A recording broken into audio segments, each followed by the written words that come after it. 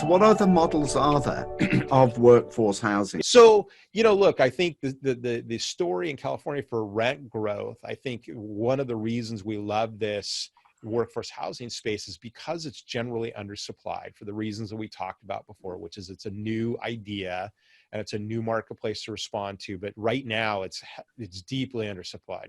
Those workforce housing families that are being dropped down the food chain of housing, right? Because they're, incomes are stagnant, housing prices are going up. People either do one of two things: either they pay more in percentage rent, right? They become rent burdened, or the other choice is they just move down into inferior housing because it's cheaper, right?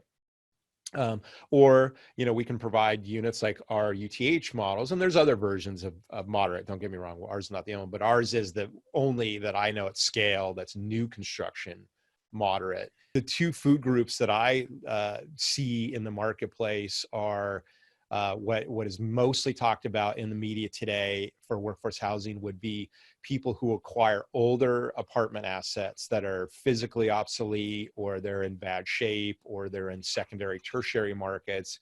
And instead of buying those and value add them to the highest market rent, they'll value add just enough to make it a better project, but they either won't raise the rents at all, right? So say they have a moderate income average tenant base in a project in, what was I reading in like Dallas or Houston.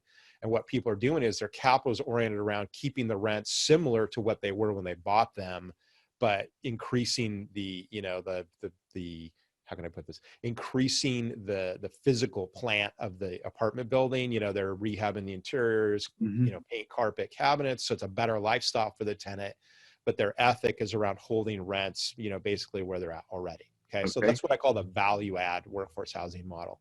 And that's really it. And then our model of this new construction, naturally moderate income housing.